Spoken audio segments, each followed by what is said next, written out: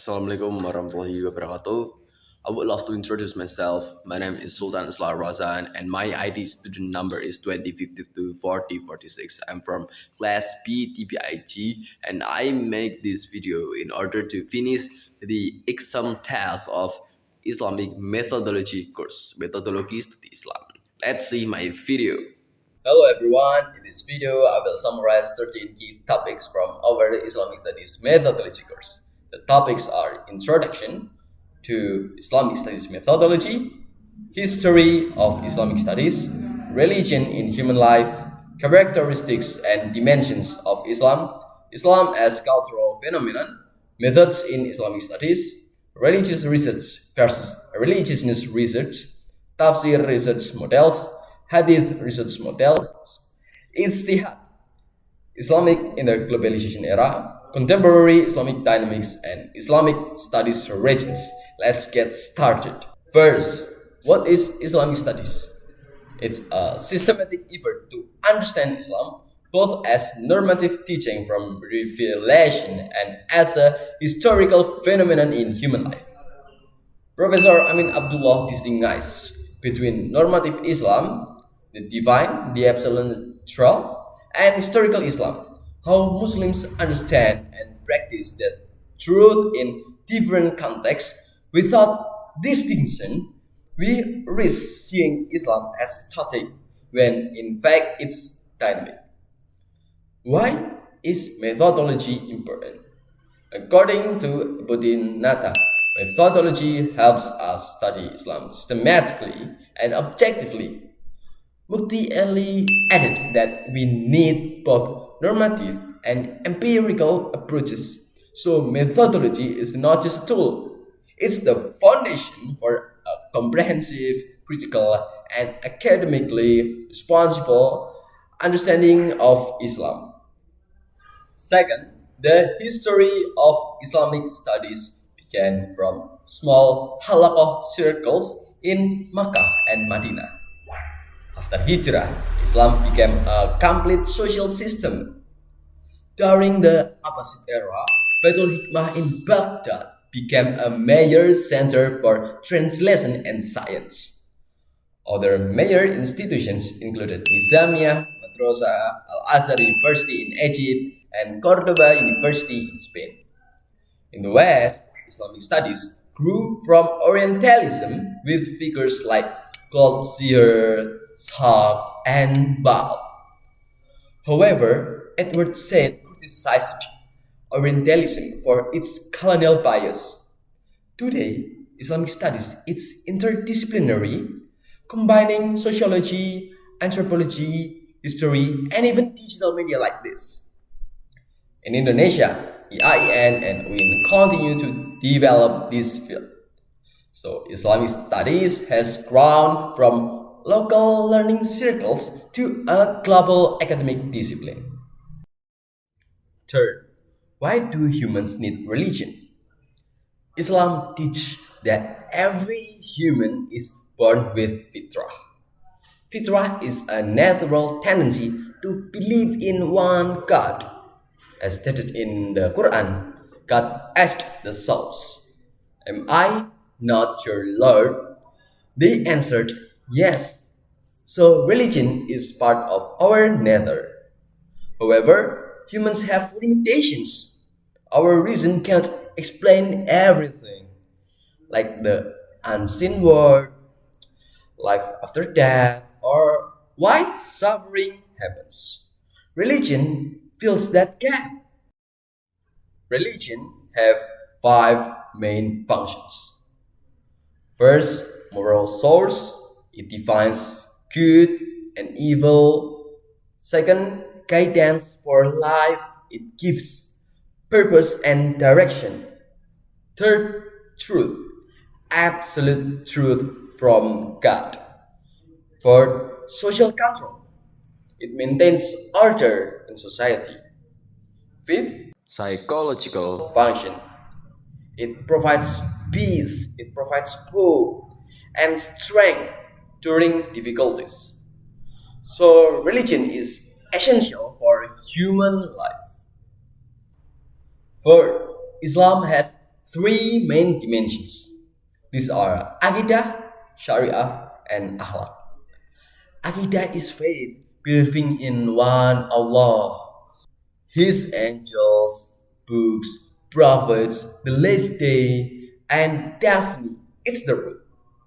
Sharia is practice, including worship like prayer, fasting, zakat, haji, and also muamalah, social transactions like trade and marriage. It's the brains. Akhlak is morality. Noble character like honesty, patience, and also justice and humility. It's the fruit. The Quran says in Surah Al-Baqarah 208, enter into Islam completely or kafar. These three can't be separated. Without akhlaq, Sharia becomes empty ritual. Without akidah, nothing is meaningful. Islam is also universal, balanced, and covers all fields.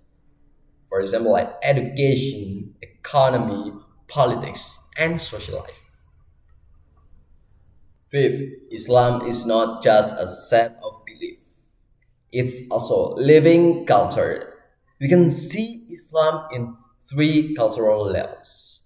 First, as a system of ideas, theology, and philosophy. Second, as a systems of actions, daily practices like greeting with Assalamualaikum, wearing modest clothes, and praying 5 times, which affects time management. Third, as a system of artifacts, mosques, calligraphy, Islamic books, and traditional art. Islam interacts with local cultures. For example, in Indonesia, we have sekatan, tahlilan, and also halal bihalal. Islamic values expressed in Javanese tradition. This shows Islam is adaptable, tolerant, and not monolithic. 6. Methods in Islamic studies are approaches used to understand Islam systematically and scientifically. There are five main methods. First, anthropological, understanding Islam through culture, traditions, and daily practices. Second, sociological, studying the relationship between the religion and social structures. Third, philosophical, using deep, rational, and critical thinking to find the essence of teachings. Fourth, historical, examining Islam's development through time and context. Fifth, normative, basing understanding directly on the Quran and Hadith. Its methods has its own strengths and limitations. The key is to choose the right approach for the research question being asked. 7. Religious research focuses on normative teachings from revelation, the Quran and Hadith. It uses deductive reasoning, aims to perceive doctrine, and the researchers act as an insider. Religiousness research, on the other hand, focuses on empirical phenomena, how religion is practiced in society. It uses inductive reasoning, aims to understand religious phenomena objectively, and the researchers can be insider or outsider. In short, religious research asks what is the teaching, while religious research asks how is it practiced in real life. Both are complementary for a complete understanding of Islam. 8. Tafsir research models are approaches used to interpret the Quran. There are 7 main models. First, tahlil, detailed, verse by verse explanation. Second, ijmali, general and brief interpretation. Third, mukoron, comparative between different mufassirs. Fourth, mawdu'i, thematic, focusing on one topic across the Quran. And then contextual, considering historical and modern contexts. Couple movement. And then there's interdisciplinary, combining tafsir with other science. And then the last is hermeneutic, emphasizing the interpretation process and the reader's role. Each model serves different research purposes.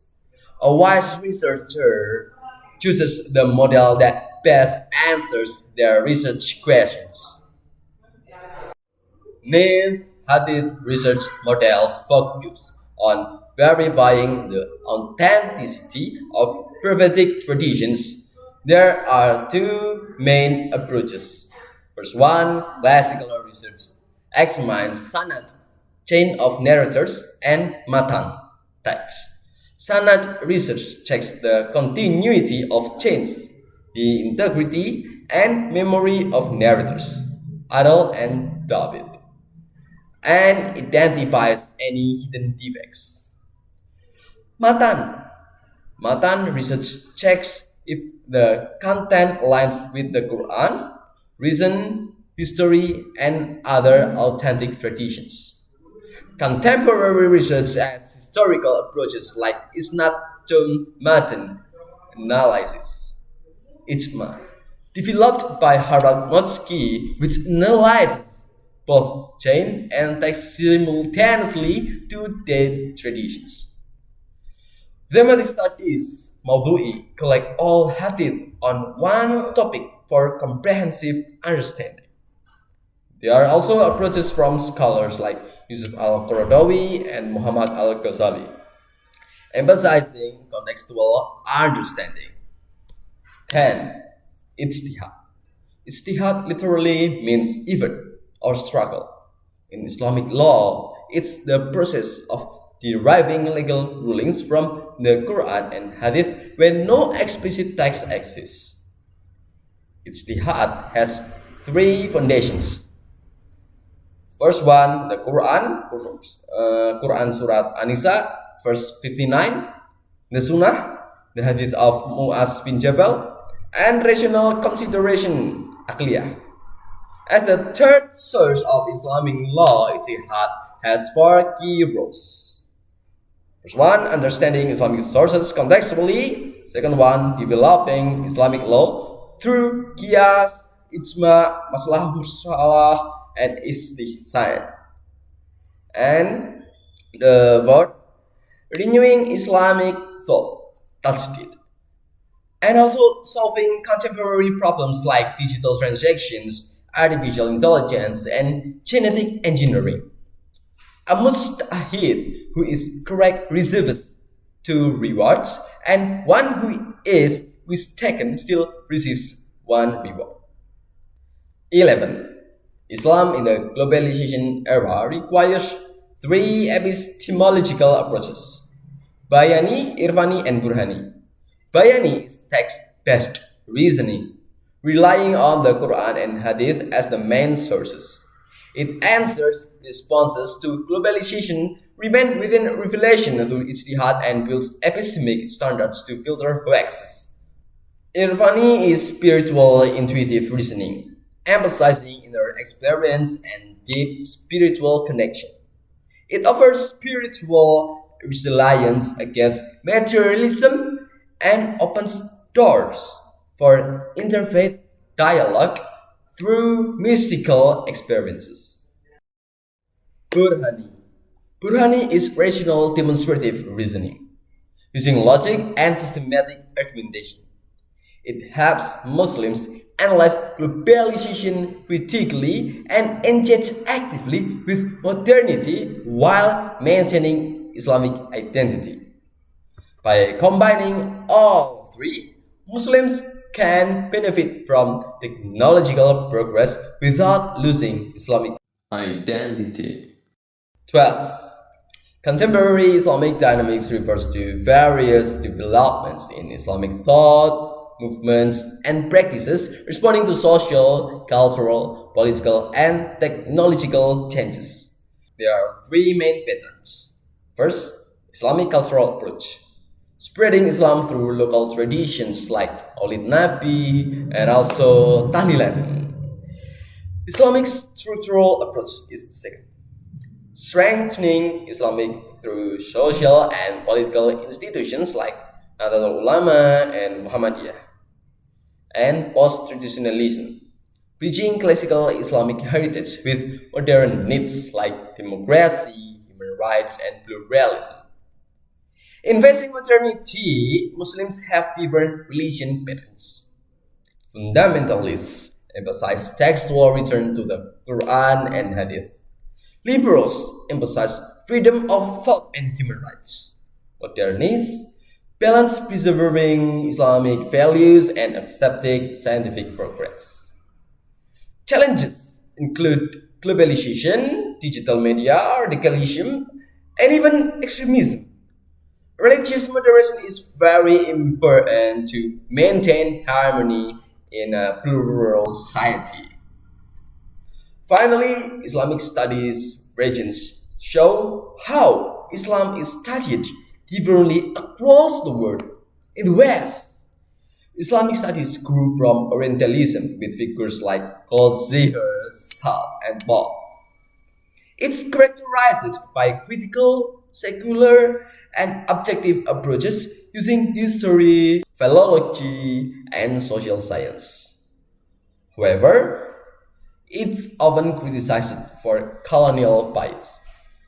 In the Islamic world, Middle East, Islamic studies maintains an insider perspective focusing on preserving orthodoxy and classical heritage growth. Major institutions include Al-Azhar, Nizamiyah, and Baitul Hikmah. In Indonesia, Islamic studies has a distinctive character. Through pesantren and PTKI, and it synthesizes revelation with local culture, producing integrative, inclusive, and moderate Islamic thought. Wasatiyah. Okay, thank you. That's my complete summary of Islamic studies methodology. These 13 topics show that Islam is a rich, dynamic, and multidimensional tradition. I hope this helps you understand the importance of studying Islam systematically and contextually. Thank you for watching. Don't forget to like, share, and subscribe for more academic content. See you next time.